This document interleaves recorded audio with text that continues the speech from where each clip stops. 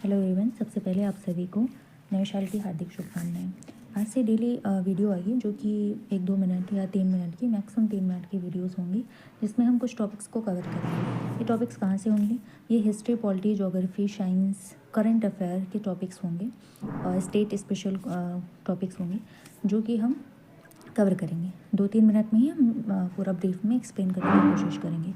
तो सबसे पहले ये बेनिफिशियल किसके लिए रहेगा? ये बेनिफिशियल उनके लिए रहेगा जो कॉम्पिटिटिव एग्ज़ाम की प्रिपरेशन करते हैं, वन डे एग्ज़ाम की प्रिपरेशन करते हैं, और जैसे यूपीएसआई हो गया, यूपीपी हो गया, और जो भी वन डे एग्ज़ाम्स हैं, यूपी ट्रिपल एससी के एग्ज़ाम्स हो गए, उन सब के लिए बेनिफिशियल रहेगा। तो सबसे पहले आज का जो टॉपिक है वो हिस्ट्री का है और भारत की स्वतंत्रता संग्राम जो कि मॉडर्न हिस्ट्री का पार्ट है, वहाँ से हम शुरू कर रहे हैं और 1857 से 1947 तक का कवर करेंगे। तो 1857 में सबसे पहले प्रथम स्वतंत्रता संग्राम शुरू होता है जो कि मेरठ से शुरू होता है।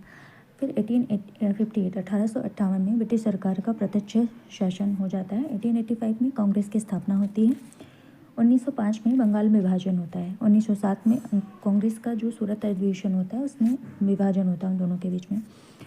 1911 में राजधानी कलकत्ता से स्थानांतरण कर दी जाती है दिल्ली को। 1915 में गांधी जी भारत वापस आते हैं। 1916 में होम रूल लीग की स्थापना होती है।